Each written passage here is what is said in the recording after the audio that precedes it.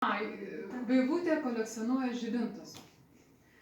Bet kadangi tik vakar sužinojau, tai neturėjau kur jo įsigyti. Tikrai būčiau padovanojus tą žibintą.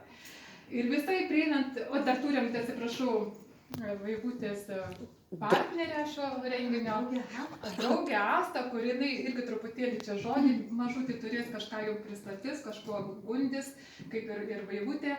Ir visai leidžiant jau Vaivutei prieiti prie jos darbelių, noriu paklausti, o gal žinote, kada panašiai prieš kiek metų buvo pradėtas gaminti muilas? Nu, šiandien jums sekasi su skaičiukais, tai pagalvokit, nu, bet prieš kiek metų panašiai, tikslas skaičiaus nėra. Tai čia mačiute, tu tai tavo proproseneliai dar nebuvo gimę. Gal Vaivutė žino? Apskritai, kai žmogus pradėjo naudotis kokiais nors įrankiais, kai jis tapo sąmoningu ir suprato, kad reikia, žodžiu, kai jo smegenys truputėlį pakilo į tokį lygį, kai suprato, kad reikia būti ir švariam, ir išsiplaut savo drabužius, kuriuos jisai pradėjo dėvėti. Tai va, tas buvo metais, tikrai neįvardinsiu, tada, kai atsirado pelenai, nes pirmieji muilai buvo, turbūt žinot, iš pelenų. Ir mano svajonė išmokti gaminti iš pelenų, bet galiu pasakyti, kad kiek gaminau, man nė karto nepavyko.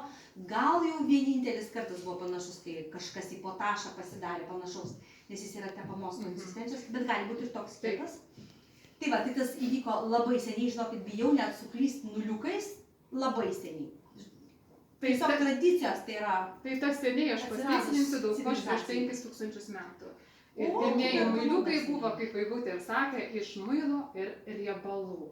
Tai vat linkiu šiandien pasiklausyti labai gražios informacijos, naudingos informacijos, iš ko Vaivutė tos muiliukus gamina ir kiek mums jie yra svarbus mūsų buitiniam gyvenime.